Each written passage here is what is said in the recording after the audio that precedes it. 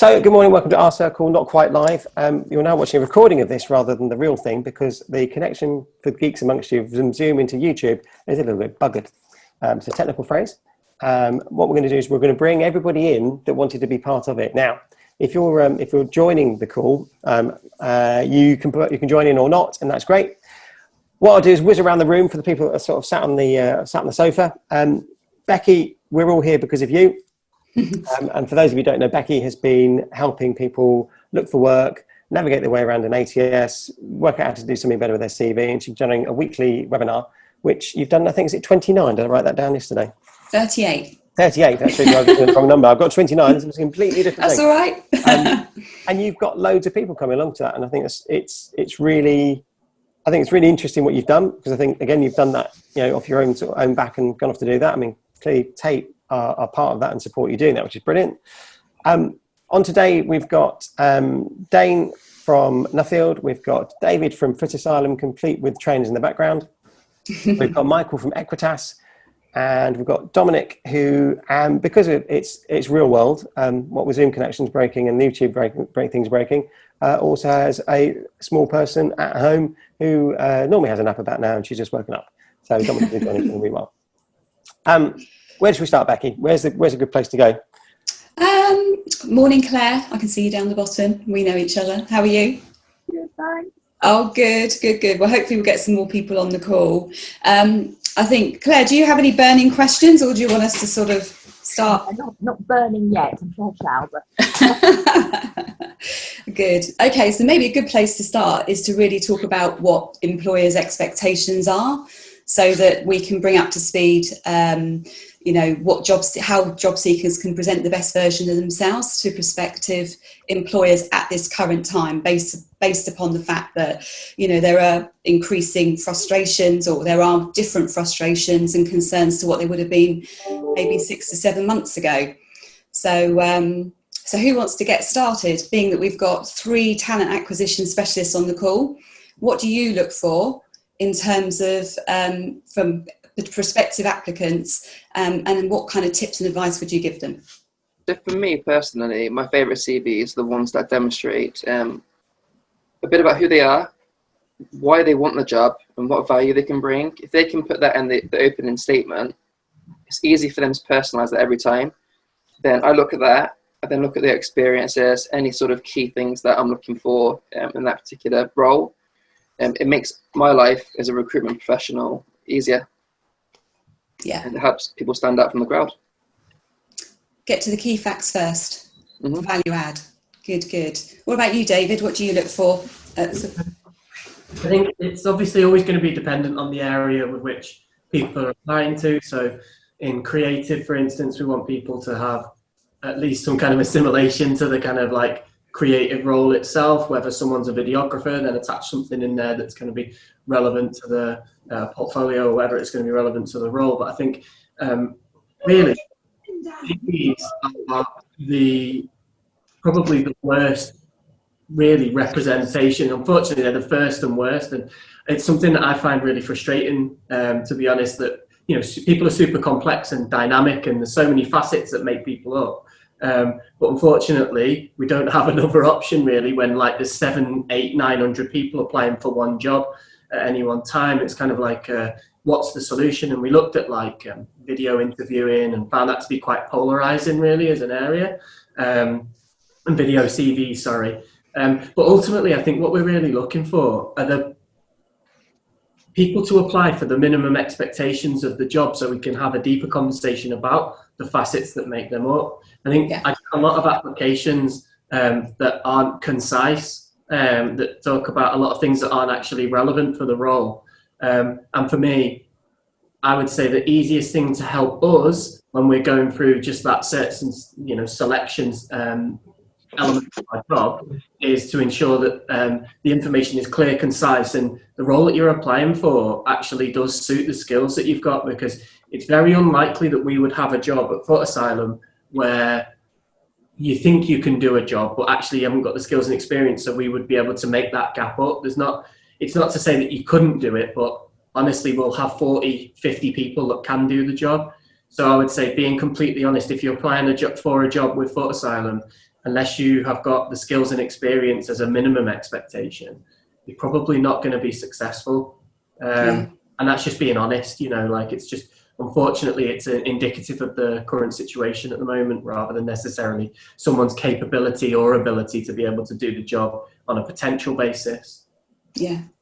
It is tricky, and the challenge that a lot of job seekers have at the moment is the fact that particular industries like hospitality, events, travel have been, decimated, if you like, in this over sort of COVID. And so the challenge is there's so many people having to sort of transition into different types of industries, and even and more extremely into different types of roles, which then obviously puts them in a very tricky situation. But I mean, my advice always in that point, whilst I'm not an expert in career switching, is that actually the conventional ways of looking for a job aren't always the best ways when you're actually looking to make that switch, because you need to build ambassadors around you and build your network around you, and someone needs to advocate you into a role, because the recommendation obviously builds that reassurance, and particularly when we're risk averse, it does make it more challenging. So, I mean, is there anything else that anyone else would add to that about, because that is a real big problem out there at the moment with people trying to make that switch? More people coming in. Personally, for me, I feel like sorry, go ahead. Now there was a trend of people moving out of recruitment, for instance, into other roles. I can imagine it's happening across the industry in various sectors. It's about knowing yourself. What skills can you bring to the table? So I talked earlier about why you're applying for a job. In that, you can talk about why you want to change the career, what you can bring to the table. So I work in recruitment. Say, for instance, I'm a marketer, excellent customer service skills. I'm a salesman. I'm a people developer. What skills can I move that into? Recently, whilst I've been on furlough, I've actually taken up a job as a cocktail maker and a barman.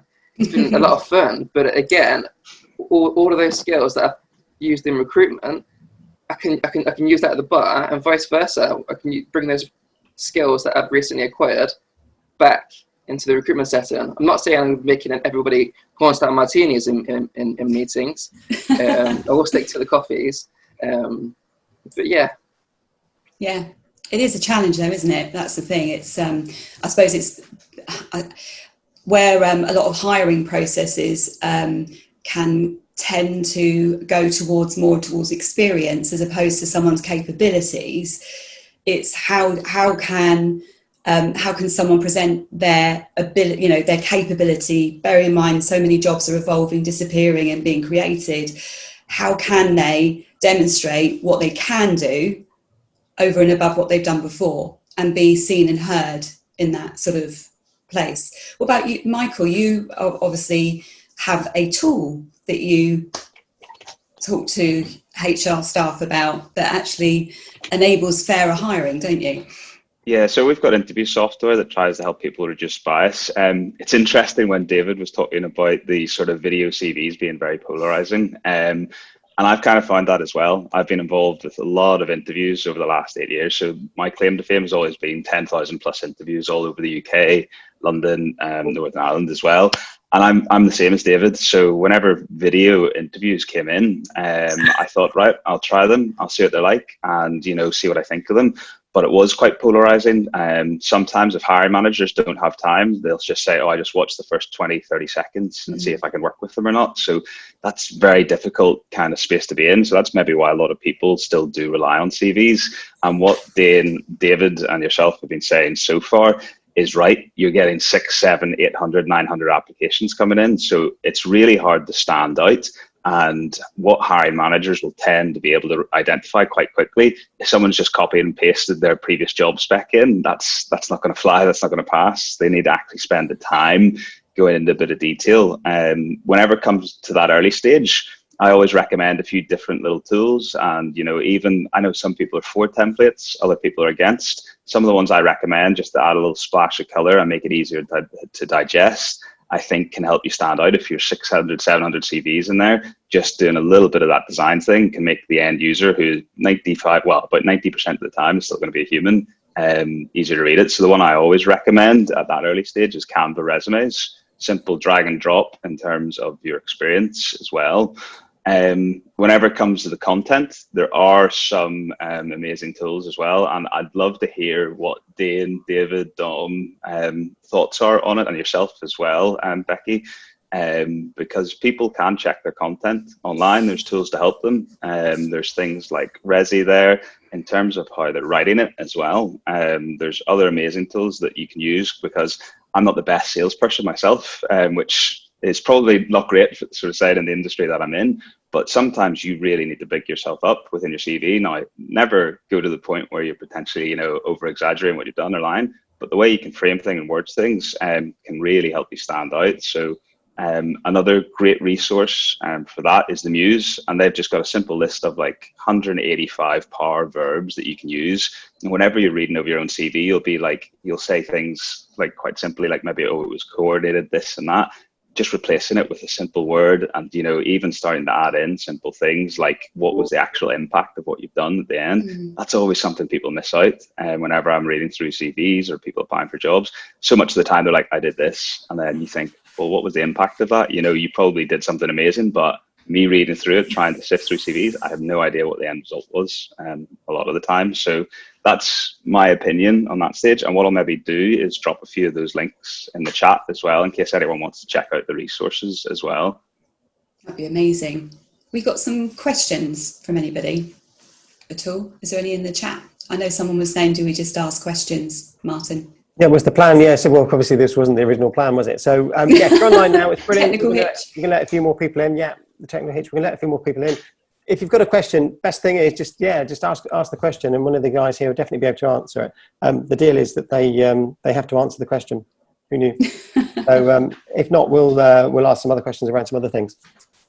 Just carrying on as well to kind of like that point that we were talking about with Michael there. One of the kind of things that was really interesting about video CVs particularly was the reason it was so polarizing was that some people, when we did kind of like our research around it, we had people that said, well, they'd be less likely to apply because they have to do a video. We had some people that said they would be less likely to apply because they consider that because they haven't done a video and other people have, they will have less chance of getting the job. So, because we would get like at the point where we can't enforce people to make a video about themselves, like, so we'll make it optional. And it was meant to be, we went into it on the premise of like, oh, well, this will be something a bit fun, particularly around like creative and maybe in like stores and sales assistants particularly. But what we found with you know, technical roles, whether it's IT, finance, e-commerce, people were less interested in that element of it, and actually found it to be a hindrance. So it's like we want another option, but we're not quite sure what that is, to give people options. And as I said to you, like we've got, you know, when we're getting like 700, 800, 900 applications to jobs, what's really good is like if we have them in, say, IT is a pretty easy one because you've either got the skill set or you haven't. And if you haven't, then we can kind of quickly get to the conversation elements with people, you know, to say that they're not or that they're right or whatever, and we can move that onto that stage pretty quickly. And within kind of particularly around like our tech department, they changed probably about a year ago to 18 months ago. They changed actually like the processes that sat around kind of like interviews where, you know, we took away things like coding challenges. We got more into the kind of conversation elements of people, what they do, how they work, because actually in that area it's quite, you know, black and white. If someone's got the skill set to be able to do development in a particular language or they're not, the difficulty gets into the areas like design center. So we have our own design center, we design a lot of our own brand clothing, and sometimes to get somebody that's a graphic designer who can do logo design is very it's a very opinion based really in terms of the people that are reviewing the CV. So when we get to the point where we've got 900 applications for a role like that, it becomes extremely difficult for us as a talent acquisition team. And the way we utilize our ATS is in collaboration with our hiring team. So every CV that comes in is reviewed by either like one of my team or the hiring team, whoever it is. No one would ever be rejected off a bot or you know, anything Good. like that. Everything's a case-by-case basis. I think actually, if honestly, that's probably another point to discuss in maybe a little bit later about bots and people's perceptions that, you know, like there's a bot reviewing CVs, and I can certainly say that within Footasylum that we definitely don't operate that way. But I think in terms of like the initial stages, you know, we want a better format than CVs for sure. What that is, I'm not quite sure. So, you know, getting your CV to look as clear, concise, and really kind of like as easy to read as possible will help you, you know, be able to kind of, because we don't want necessarily someone, you know, there's this like term that people say where they're like, oh, you need to stand out from the crowd. And, you know, we get like, just last week I had like, people send me boxes with a CV in it, and it's quite creative and so on. It's brilliant that they do that. But if they haven't got the skills within that, then it's kind of like, I feel almost bad for them a little bit, you know, understanding kind of like, oh, then you've taken the time to do this, but ultimately you're applying for a role that you just don't have the skill set to be able to complete on the basis of what we're looking for. Not that you couldn't be that job, but it's more that what we're looking specifically for, you haven't got those. So I think I'd be interested, I suppose, to kind of hear other people's opinions about how really we get to that. It feels like there's a gap between candidates applying for jobs that they've not got the skills necessarily for, what they feel they have the potential to do, versus the fact that the marketplace is completely flush with candidates that do have those skill sets. And even people that predominantly would have been either not looking or passive before are looking now. And I think the circumstances have changed. I think the key thing on that note, David, is, and why we're doing this today, is to help educate people, present the best version of themselves. And what and lots of people that are looking for work at the moment have been out of work for, you know, haven't had to look for work for years. And so times have changed. And obviously us being on this call today to help educate them on how things have changed, so that they can not see barriers, they can actually see different ways to work their job search strategy so it works for them, is really what we want to help achieve them to do. And I think, you know, the hiring process, the recruitment process is not perfect, far from it, we know that, but everything we can do to try to educate both sides of the fence, I think definitely will help. But I think we've got a question, haven't we, Martin, in the box? We've got a mix of we've got loads of questions actually. Reece, why don't we pick up that Reece question? That's a really good one, and maybe it's quite specific to you, Reece. You've got a question. You're struggling to get into e-commerce photography positions in a studio because they ask for experience, but I've been a full-time student and hadn't had time to get that e-commerce experience. Okay, so it's the age-old thing. I've got this skill and I can do these things, but I don't have the exact specific requirement that you have. I'm guessing maybe it's a bit of a thing. You got declined for a graduate role because they obviously wanted e-commerce experience. And maybe it's a student question. What can students do to demonstrate the skills that they've got are applicable across multiple markets? And I pick on, you know, Dominic's at HSBC currently, you know, David's at Footasylum, Daen's at Nuffield. You probably all want a photographer, perhaps. Yet your individual sectors are very, very different. What can people do about how to demonstrate skills? And Daen, I'm going to take that as a hand up. Yeah. So what I would advise. Sorry, my dog's just barking on cue. That's great. We've got dogs, we've got children, we've got stuff. We're good. Yeah. What I would advise to anybody that is a student looking to go into a new sector, you've got that skill set. Be an entrepreneur. Go out of your way to actually get that experience. Volunteer, build a portfolio. So when you are applying for roles, you can say to them, here's my CV, but also here's my portfolio. And then before you know it, somebody's going to see how passionate you are about getting into that sector, and they're going to give you a chance. Yeah. So like Dominic said, like David said, it's about standing out, but also demonstrating you have got the skills. Unfortunately, if you're just a student, then a lot of companies, especially right now, do need somebody that's going to come in and hit the ground running to an extent. So the more exposure you've got to that sector you want to go into, the better. Yeah. But just keep trying, Reece. Yeah. You will get there. I think my advice to you, Reece, would be, obviously we get a lot of people reach out to work for us in our studio. And I think when I remember my background, Reece, was when I I used to be a footballer, and when I stopped playing football, I was 28 years old with absolutely no experience of anything. And I remember being like, what the hell am I going to do? I've got nothing to show for necessarily. I had a marketing degree and a master's in PR, and I was like, right. So I was kind of like, how am I going to get the experience that I need to even compete with a 21-year-old graduate who may appear from the outset that they've got more drive, ambition and motivation that I have, because I've done whatever I've done beforehand. And I think how I approached that was I sent out emails to, I don't know how many different digital marketing businesses and agencies, businesses like similar to Footasylum, just messaging them, asking if I could come in, and I would literally shadow. I'd do anything they wanted. I'd make coffees if they wanted me to. I just wanted to get an opportunity to see how the business was working from the outset. And I ended up going to, whilst I was playing, I was quite lucky. I got to go to a place called Mason Williams, who are a PR agency in Manchester, and they gave me an opportunity, unpaid, for 6 months whilst I was doing my master's, to kind of go and work there once a week and get to grips with what PR really is and how that aligns with marketing. And that was my best shot. Now, if you're talking about particularly e-commerce photography, it's going to be driven by your portfolio.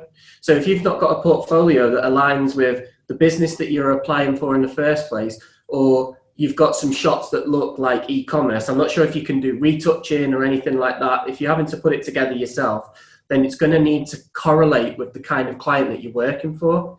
Because if I was to put a junior photographer role out, I promise you we would have over 1,000 applications for that job. And so when we're looking through those applications, what we're looking for in the portfolio is the portfolio that's built. It needs to at least align with the kind of stuff that we do. So I would say you need to research the kind of place that you're looking for. If you've been rejected for a role because they say that you haven't got experience, I would say maybe bulk up your portfolio to get you to the point where they believe that your experience, you've got more than enough in the gaps to be able to make that up. Because ultimately what they're doing is they're buying into the potential of what you can do versus what they consider to be the minimum expectation for that job in the first place.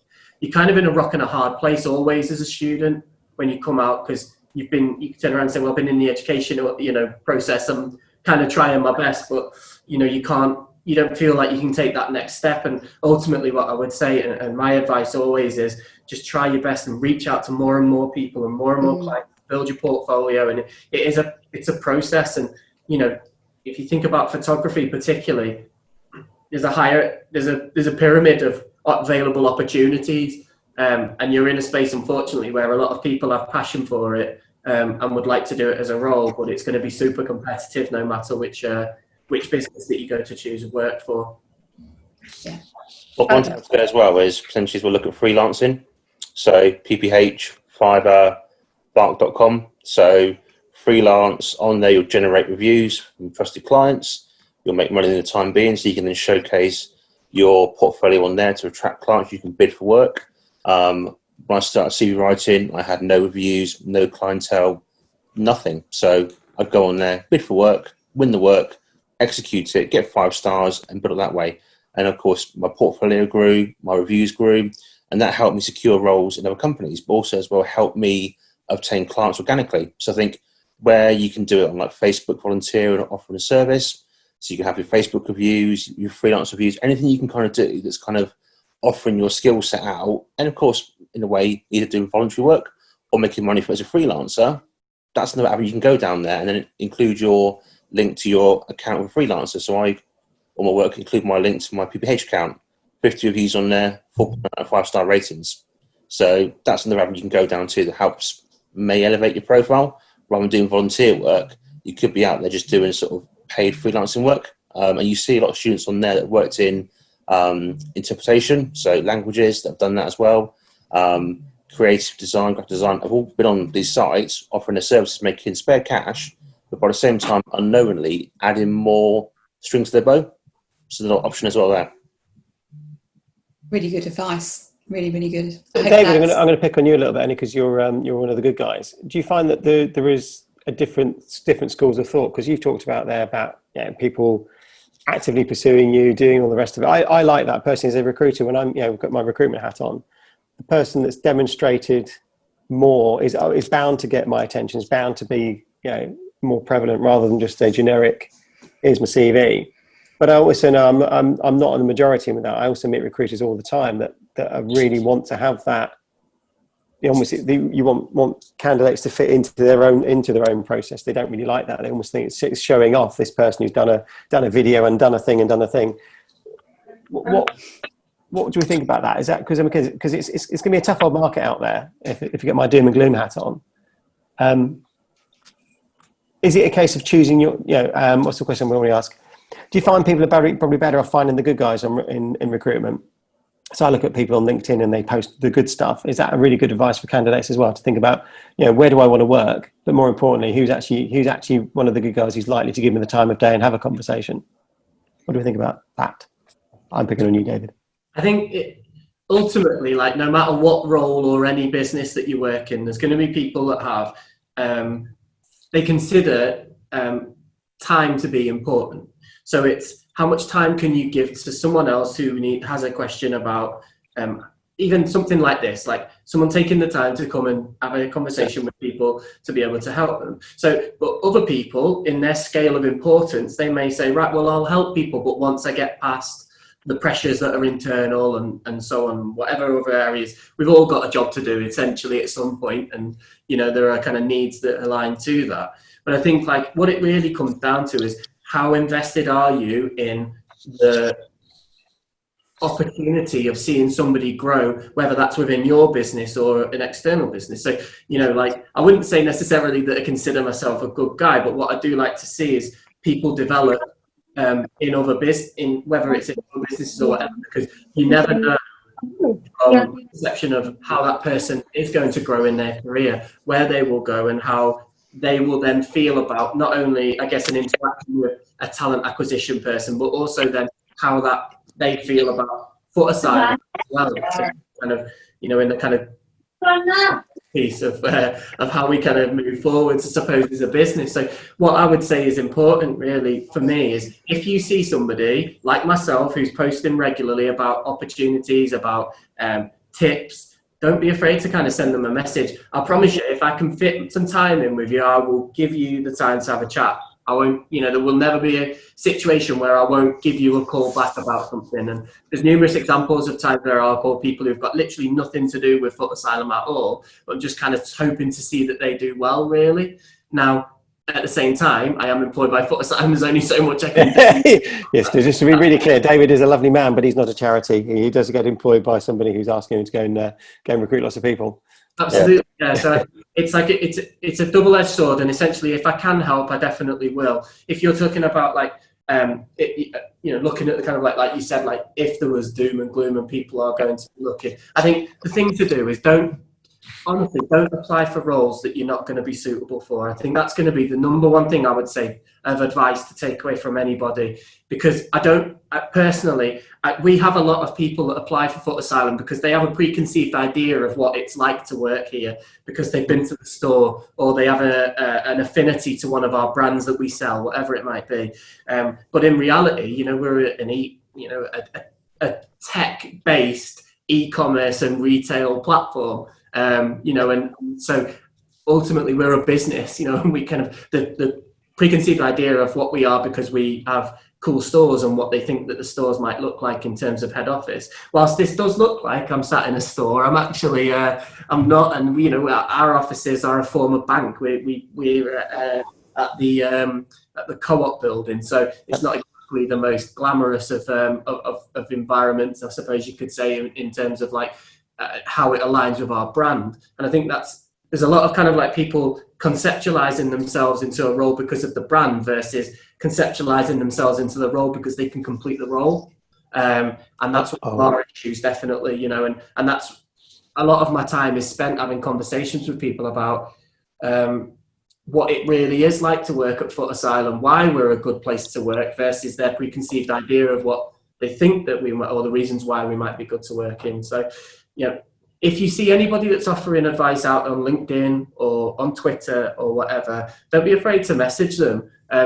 I'm happy to have conversations with anybody about how, I may help, but that, being honest, that might not always be with Footasylum in mind. I think it's very honest. I think that really helps. I think it's a tricky balance, isn't it? Yeah, because you want to. Like I said, David, take it. What I said. Well, you are one of the good guys, but you do have a day job. I think as well, you want to kind of help everyone out. You put advice out there and content to kind of give an insight into what we're looking for as recruiters. So I did a post a while ago about how to talk to a recruiter, because I'm sure David, Daen, Michael, you'll agree that you'll put a post out and then you'll get an email saying, "Hi, here's my CV. What jobs do you have going?" And it's like, well, we're quite a big company. We've got a thing called a careers portal, which, I don't keep jobs to myself. I haven't got Dom's secret jobs that I keep for candidates that I like. But to sort of say to me, what jobs you have going, kind of shows a lack of, from your side, the investment of looking at you and saying, rather than Dom, seeing this job, would appreciate a conversation, have to give you my CV if required before I call. Rather than just saying, "Hi Dom, here's my CV, what jobs you got going?" And I get that 5 times a day, which is, in a way, it's lazy, sort of, it's just specking out. It's literally the spray and pray approach, but in someone's inbox rather than applying for jobs. And I'm the same as David. I'll try and apply to everyone that wants advice around CVs or applying for jobs. But I think it's a case of being a bit smart and how you do it. I put a post out the other day, and you can now use voice notes on LinkedIn. One voice note in this whole entire time from a student asking for advice. And these tools that we can use now to kind of be more modern and interact with people in that phase there. And I put it, be different, engage on different avenues, different verticals, and you're still getting the same process from people thinking they get different results. And it's hard to kind of respond and educate them when it's the case of they're not going to learn. So I think it's a case of taking on board what's, I guess, shared by people like David and everyone else on there, but just as well think about, is what I'm doing going to basically add value to my application? If it's not, do it. Yeah. Definitely. Yeah. We've got a few more questions coming in, guys, so I think just can dive into a couple of questions and carry on with the chat.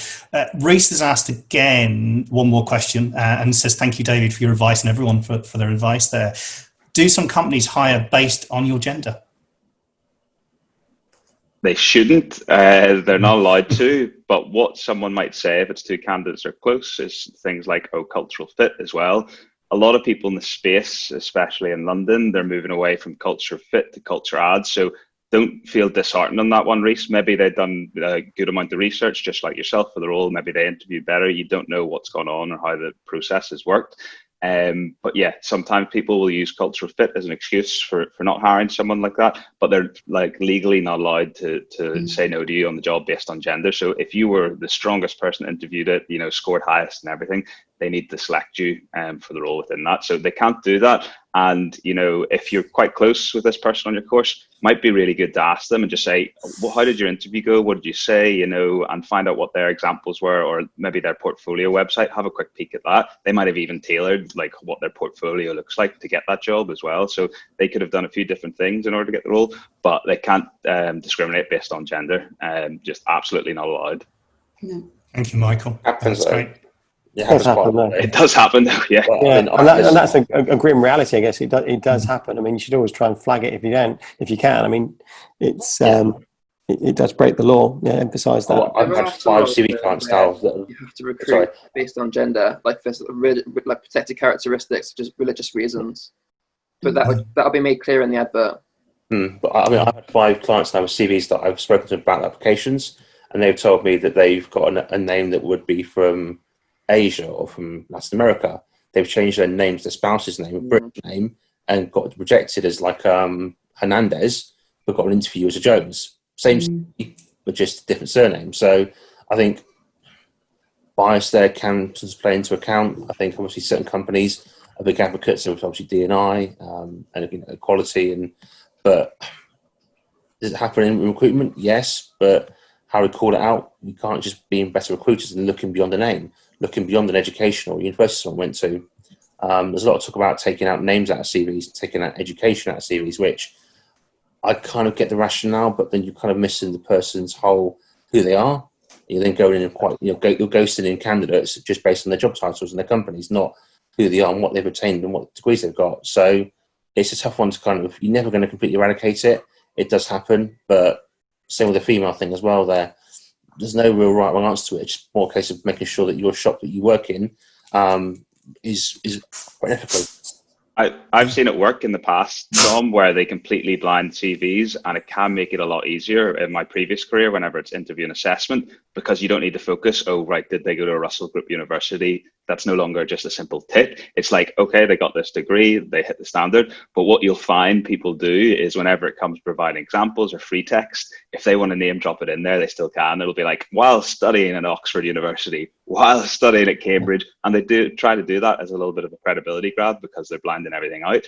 I'm a massive advocate for it because there has been studies. There's one I'll drop into the chat here that's super interesting, which was Germany, where they did a CV-based study where they took one name and they went with a German name, and they went with a more foreign-sounding name, and then they went with the last one with a picture of someone with a headscarf with a foreign-sounding name. And you can just see the percentage drop off of interview invites as they progress through each one as well. So people can be really biased whenever they're looking for them. So sometimes if you're worried about that, you can always ask the employers like, oh, do you have a blind process in place for this or not? And it'll be really interesting to see if they're doing it or not. And it'll also flag it in their mind as well. Sometimes we're like, oh, need to make sure we're fair whenever it comes to this candidate as well. So I think blind will take over a lot of things, but for smaller employers, it's not always a reality. They don't always have budget and cost to implement tools like that as well. But rest assured, for any candidates in the market, this year more than ever, I've seen so many jobs come up for diversity and inclusion leaders. So people will be named and shamed across the industry. When we're looking at blind CVs, for instance, you are relying on the companies to have the right tech all the time in order for their recruiters to take off certain characteristics off that CV before putting it in front of the manager. You'd also need the hiring manager as well to have training on their own biases, so that doesn't affect them when they're making a decision during the interview process, because it can happen, unfortunately. But I like to think that as time's progressed, it's happening less and less. Just to answer Claire Gale's question, I've been going on relevant training, volunteering while off. Where and how should I present this? Personally, if you're doing any training, excellent. Definitely include it on your CV. Even if you're going through the process, just put like 2020 to whatever date it might be.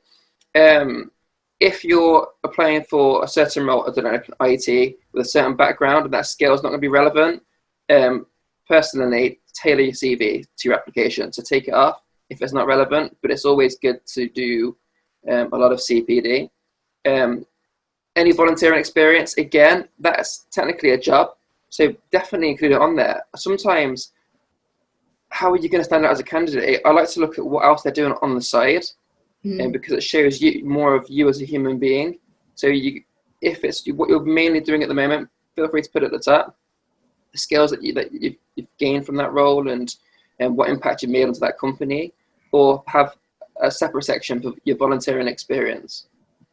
I think also that what I always say on my CV webinars with gaps in employment, actually showing how resourceful you've been during that time, because actually that's quite a big tell, isn't it, in terms of an ethic that people might look for as well. So I know Claire's been on my webinar, so that's really helpful, Daen. Yeah. Brilliant. Thank you. We've got another question here from Stephanie. And firstly, Stephanie, I think everyone can read that in there. You know, really goes out to anyone losing their confidence at the moment. It's tough out there, and we all support you with that. And, you know, there are many people to chat to on here, online, that can help. Stephanie's asked, what advice would you give someone who's looking for a job for the first time in years? First of all, address the gap. Because, you know, recruiters aren't mind readers. If I see your gap on a CV, you could have been in prison. You could have been hiding from a crazy ex. You could have been travelling. We're not mind readers. And do you know what? As a recruiter, it's nice to kind of know a story about you. So you may have taken a year out.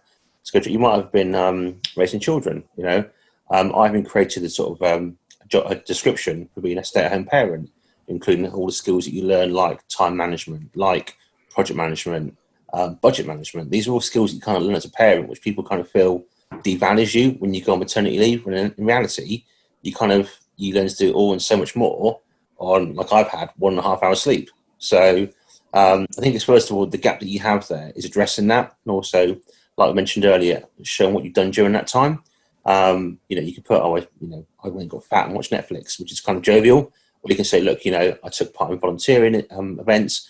I, done some sort of paid ad hoc freelance work itself there. So I think the gap itself is always okay from my point of view as a recruiter, but it's how you address it rather than just me sitting there going, last role was October 2018. What have they done since then?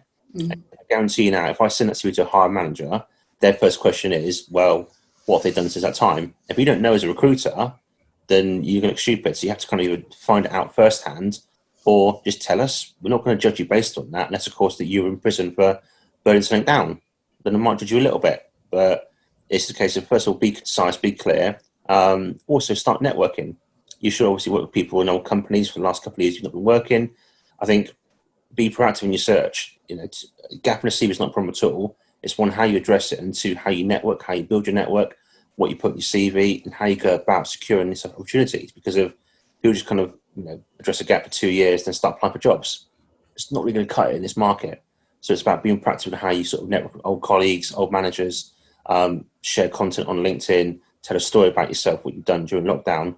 Someone put a post up a while ago about what they've done as a stay-at-home parent for the last 2 years, what they've achieved. It was a while back now. It had like 10,000 likes. Having 2 years off work and be the parent and what she achieved. And I was like, that is phenomenal. Like, that to me as a recruiter's like, well done. You kind of showcase it. Not all parents just sit at home, watch Jeremy Kyle and just feed their children.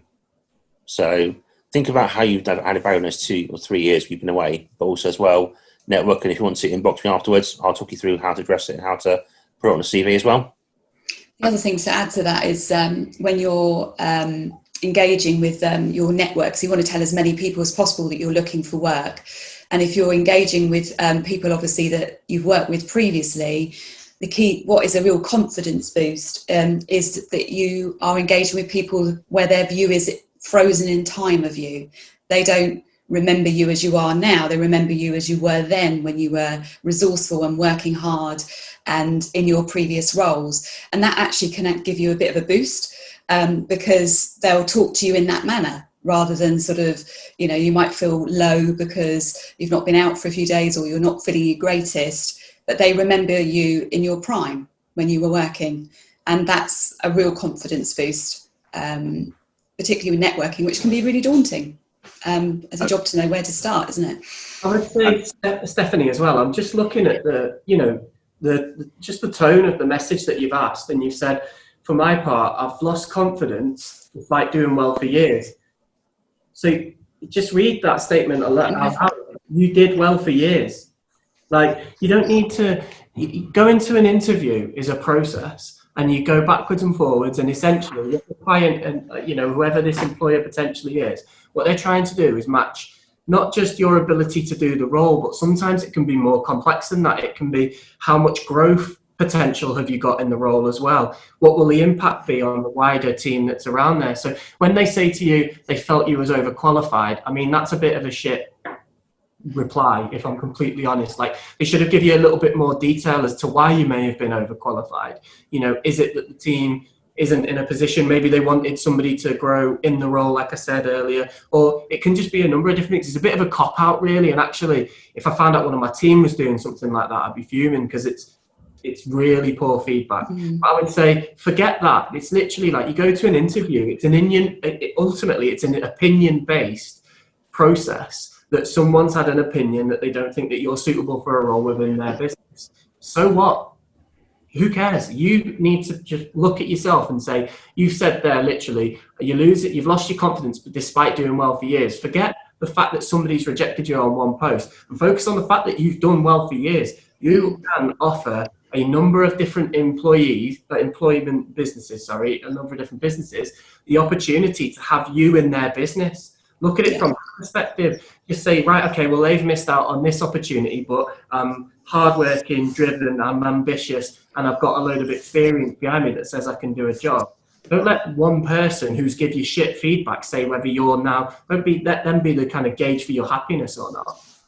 So the one thing I would add on top of that, David, for the overqualified bit, is if I'm interpreting that to the employer, what I'd maybe think is, I'm worried that this person will potentially leave me quite quickly because they've got amazing qualifications for this role. So Stephanie, if that's what you think the reason was they're saying it, what you need to do if it is in an interview scenario again as well is show them like two things. It's like, one, why you're motivated to do that particular role and why you'll stay in it and enjoy it, and like two, even the lifestyle and if there's a fit in it from that. So I always used to have this at B Sky B. Sometimes you would have amazing people applying for these call center roles because it was an amazing environment to work in. There was loads of career potential to go in there and rise up through the ranks as well. And some people were overqualified for these entry level roles that they're applying to, and the ones who were able to still get in, even though they're really overqualified for it, were able to say, look, here's all the reasons and the research I've done, why I love the company, why I love the product, why I love this. And you sat there at the end of the interview thinking, is there a risk that they will leave if something better comes along? Yes, but have they sold me and they're actually really motivated to work at this particular company and do really well? I'll take a chance on them, even if I do think they're overqualified. And you know what? Sometimes it worked out for those companies where they did just fly up through the ranks. And other times they did leave after like 6, 12 months of doing the role. And, they took a bit of a loss on that one, but they got some amazing staffing. So don't worry too much in the overqualification one. It is, like David says, not the most specific feedback you'll ever get, but it's a nice one to kind of think, okay, next one I go into, I really need to sell them and say, look, here's all the reasons I'm going to stay with you, because that's what they're maybe saying. Or maybe if it's salary expectations, that can come into it slightly as well. They might think you'd be too expensive. But yeah, if you're able to convince them on that throughout the interview, they don't have any other option to say yes. Very true, very true. I love Kevin Jones, got to say, I love your humour. No guarantee of success for Jones is. Exactly. And he waves, he's there as well, we're proving a point. We've just got 5 more minutes left today. What I will suggest is, I've just had a couple of emails as well with questions, so if we don't capture everything today, I'll find a way of us collectively answering all of your questions and posting them somewhere. So we'll keep the question, the source of the question anonymous, but we'll obviously respond to the question if you've got one. Stephanie, I'm going to pick on yours. Actually, I'm not going to pick on yours, am I? I was going to go down. We just answer yours, Stephanie. There's one at the bottom around, and I guess this is a slightly ATS-y conversation, which is where me and Becky started talking in the first place, around diversity and putting when you get choices. Often a lot of applicant tracking systems, when you've applied for a role, they ask an awful lot of other questions. He's uploading your CV, which is great. And then there'll be something around your gender and your race and your religious beliefs and a bunch of other things.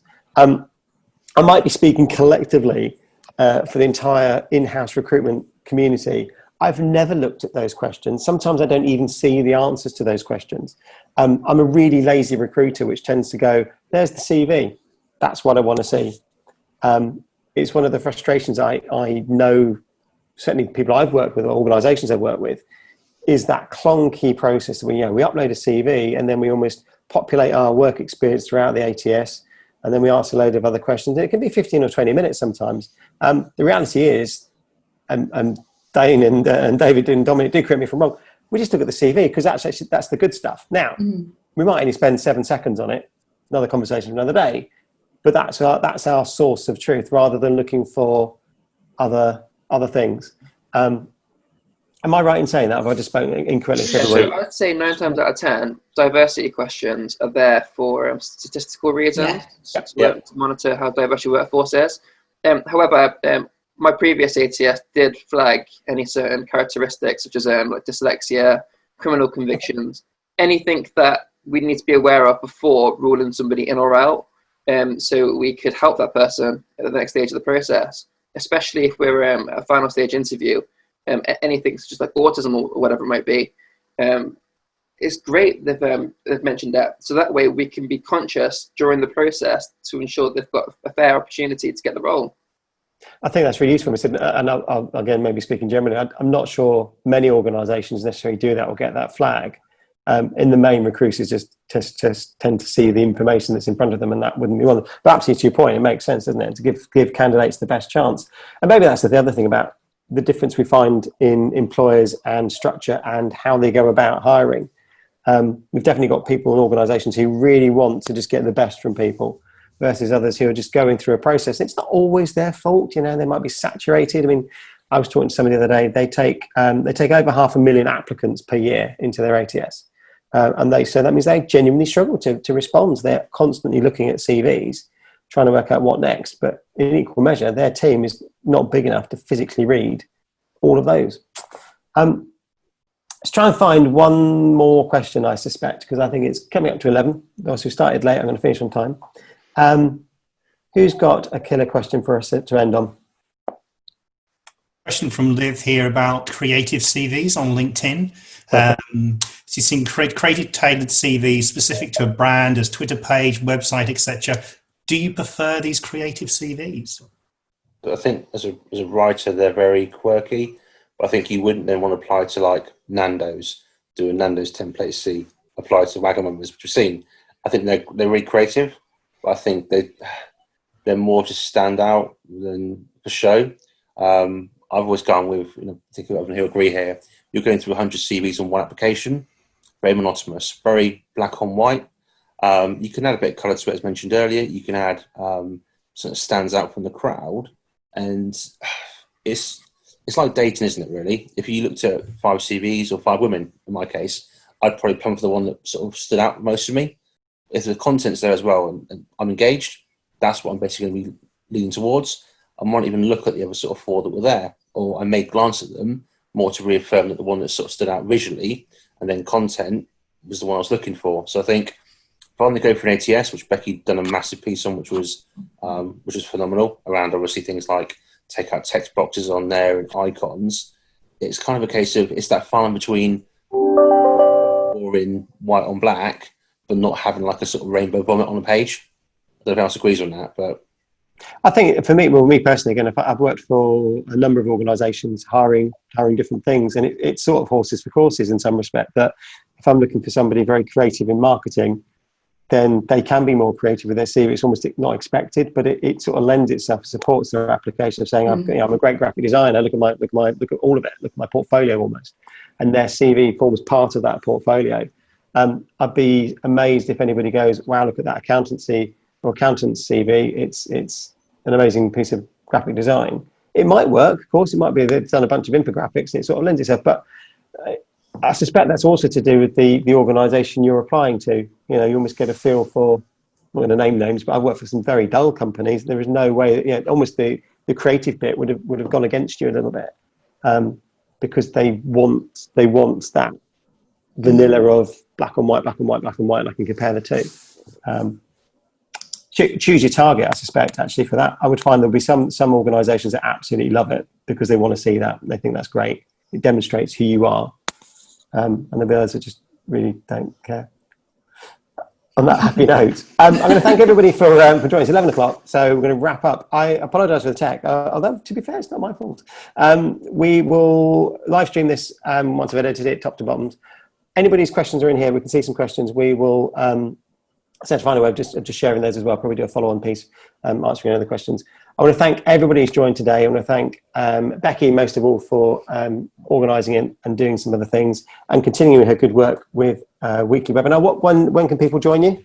They can join. It's every Wednesday at 11:30. Every Wednesday at 11:30 in the morning, and you can access the link on positivecareeradvice.com on the homepage. So goes to Eventbrite. So we'll share that as well with everybody.